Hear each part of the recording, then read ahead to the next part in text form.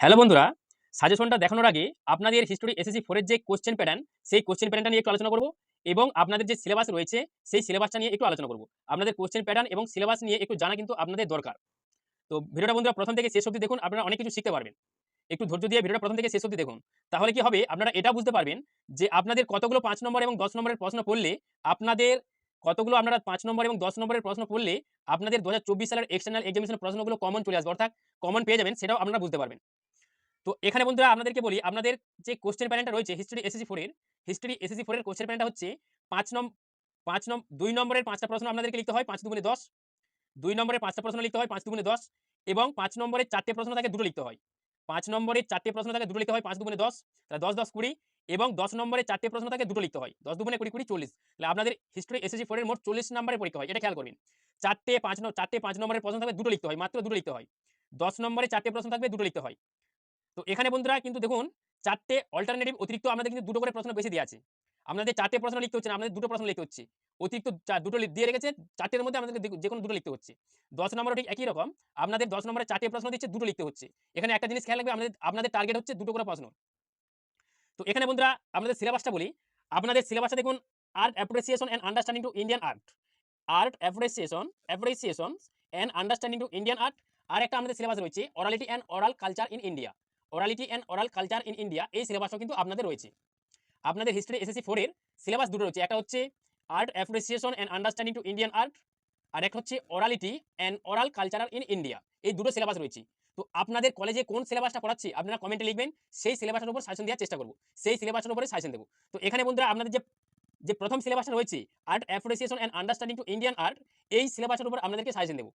তো এখানে বন্ধুরা আরেকটা আপনাদেরকে কথা বলি, আপনাদের কলেজে এই হিস্টোরি এসএসসি 4 এর যে সিলেবাসটা পড়ানো হচ্ছে, সেই সিলেবাসের উপরে কিন্তু আপনাদের এক্সটার্নাল এক্সামিনেশনটা দিতে হবে, ফাইনাল পরীক্ষা দিতে হবে। এটা খেয়াল রাখবেন। ধরুন আমি এখানে art appreciation and understanding to Indian art, ধরুন আমি এই সিলেবাসটা সাজেশনটা দিচ্ছি। কিন্তু আপনাদের কলেজে যদি orality and oral cultural in India এই সিলেবাসটা পড়ায়, তাহলে কিন্তু আপনি যদি এই art appreciation and understanding to Indian art এই সিলেবাসের প্রশ্নগুলো পড়েন, তাহলে কিন্তু আপনি পরীক্ষা দিতে পারবেন না, পরীক্ষা লিখতে পারবেন না। কেননা এটা হচ্ছে আলাদা সিলেবাস, ওটা আলাদা সিলেবাস। আপনাদের কলেজে যে সিলেবাসটা পড়ানো হচ্ছে, সেই সিলেবাসের উপর কিন্তু আপনাদেরকে সাজেশনটা আমাদের পড়তে হবে। আপনাদের হিস্ট্রি এসএসসি 4 এর আপনাদের দুটো সিলেবাস রয়েছে, একটা হচ্ছে orally and oral culture in India, আর একটা হচ্ছে art appreciation and understanding to Indian art. এই দুটো সিলেবাস রয়েছে। আপনাদের কলেজে যে সিলেবাসটা পড়ানো হচ্ছে, সেই সিলেবাসটা আপনারা কমেন্টে লিখবেন, সেই সিলেবাসের উপর সাজেশন দেওয়ার চেষ্টা করব। এখানে art appreciation and understanding to Indian art এই সিলেবাসের উপর আমাদের সাজেশন দিচ্ছি, art appreciation and understanding to Indian art. তো এখানে বন্ধুরা সাজেশনটা দেখানোর আগে দেখুন 2021 সালের প্রিভিয়াস ইয়ারের কোশ্চেন পেপারটা একটু দেখাই। কেন আপনাদের এই প্রিভিয়াস ইয়ারের কোশ্চেন পেপারগুলো দেখাচ্ছি? তো প্রিভিয়াস ইয়ারের কোশ্চেন পেপারগুলো দেখালে আপনারা বুঝতে পারবেন যে কতগুলো প্রশ্ন আপনাদের রিপিট আসতে পারে, কমন আসতে পারে। আপনাদের টার্গেট হচ্ছে দুটো করে প্রশ্ন। আপনাদের টার্গেট হচ্ছে দুটো করে প্রশ্ন। তাই আপনাদের কেন এই প্রিভিয়াস ইয়ারের কোশ্চেন পেপারগুলো দেখাচ্ছি, সেটাও আপনারা একটু ফলো করুন। এখানে দেখুন, 2021 সালের প্রিভিয়াস ইয়ারের কোশ্চেন পেপারে এই প্রশ্নটা খেয়াল করবেন। এটা হচ্ছে বন্ধুরা 2021 সালের প্রিভিয়াস ইয়ারের কোশ্চেন পেপার। হরপ্পা সভ্যতার শিল্পকলা ও কারিগরি শিল্পের উপর একটি সংক্ষিপ্ত বিবরণ দাও। হরপ্পা সভ্যতার শিল্পকলা ও কারিগরি শিল্পের উপর একটি সংক্ষিপ্ত বিবরণ দাও। এই প্রশ্নটা একটু খেয়াল করবেন।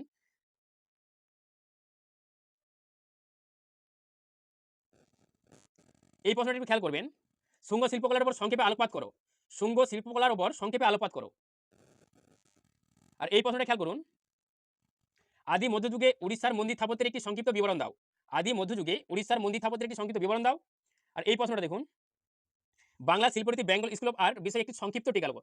এই যে 4টে প্রশ্ন বন্ধুরা আপনাদেরকে দেখালাম, এই প্রশ্নটা একটু খেয়াল রাখবেন।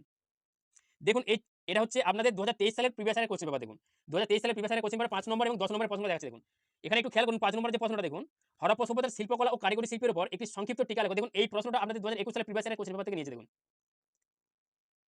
এই খেয়াল করুন, হরপ্পা সভ্যতার শিল্পকলা ও কারিগরি শিল্পের উপর একটি সংক্ষিপ্ত বিবরণ দাও। দেখুন 2021 সালের প্রিভিয়াস ইয়ারের কোশ্চেন পেপার থেকে নিয়ে আপনাদের 2023 সালের প্রিভিয়াস ইয়ারের কোশ্চেন পেপার দিয়েছে। দেখুন ঠিক এটাও দেখুন, শুঙ্গ শিল্পকলার উপর সংক্ষেপে আলোচনা করো। এটাও দেখুন 2021 সালের প্রিভিয়াস ইয়ারের কোশ্চেন পেপার থেকে নিয়েছে। তাহলে এখানে বন্ধুরা আপনাদের যে 5 নম্বরের 4টে প্রশ্ন থাকে, দুটো প্রশ্ন আপনাদেরকে লিখতে হয়। দেখুন দুটো প্রশ্নই কিন্তু আপনাদের প্রিভিয়াস ইয়ারের কোশ্চেন পেপার থেকে দেখুন নিয়েছে। আর দুটো প্রশ্ন বাইরে থেকে নিয়েছে। দুটো প্রশ্ন প্রিভিয়াস ইয়ারের কোশ্চেন পেপার থেকে নেয়নি, কিন্তু বাইরে থেকে নিয়েছে। কিন্তু দুটো 4টের মধ্যে দেখুন দুটো প্রশ্ন কিন্তু আমাদের প্রিভিয়াস ইয়ারের কোশ্চেন পেপার থেকে নিয়েছে। তারপরে 10 নম্বরের গুলো দেখুন,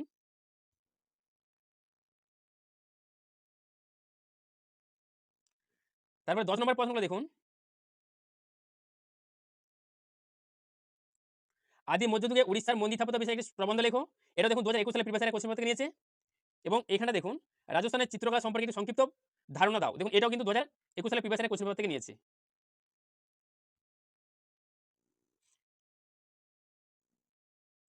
আদি মধ্যযুগে উড়িষ্যার মন্দির স্থাপত্যের একটি সংক্ষিপ্ত বিবরণ দাও। দেখুন এটা।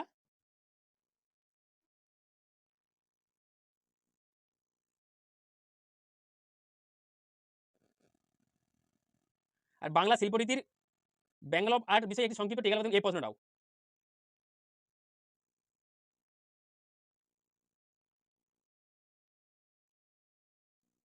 দেখুন এই দুটো প্রশ্নই কিন্তু আমাদের 2021 সালে প্রিভিয়াস ইয়ারের কোশ্চেন পেপার থেকে নিয়েছে দেখুন। আদি মধ্যযুগে উড়িষ্যায় মন্দির স্থাপত্য বিষয়ে একটি প্রবন্ধ লেখো। বাংলা শিল্পরীতির বেঙ্গল স্কুপার আর্ট বিষয়ে একটি সংক্ষিপ্ত টিকা লেখো। তো এখানে বন্ধুরা 10 নম্বরের আপনাদের 4টি প্রশ্ন থাকে, দুটো লিখতে হয়েছে। দুটো প্রশ্ন কিন্তু দেখুন প্রিভিয়াস ইয়ারের কোশ্চেন পেপার থেকে নিয়েছে এবং দুটো প্রশ্ন বাইরে থেকে নিয়েছে।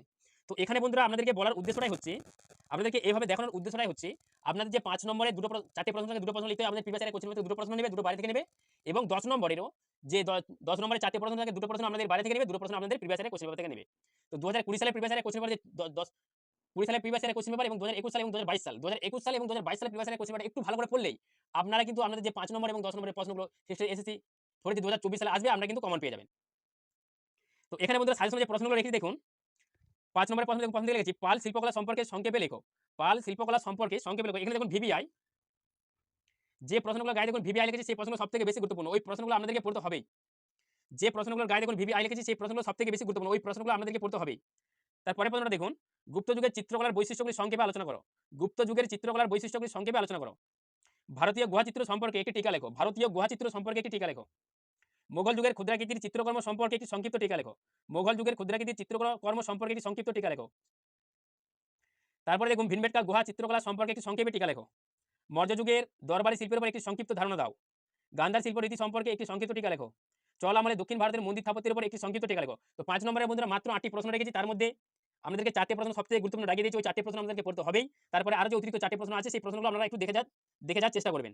তারপর 10 নম্বরে যে প্রশ্নটা রেখেছি দেখুন, স্থাপত্য শিল্পে মুঘলদের অবদান কি। দেখুন এখানেও কিন্তু আমি দাগ দিয়েছি, যে প্রশ্নগুলো বেশি ইম্পর্টেন্ট সেই প্রশ্নগুলো দাগ দিয়েছি দেখুন, ভিভিআই লিখে দিয়েছি।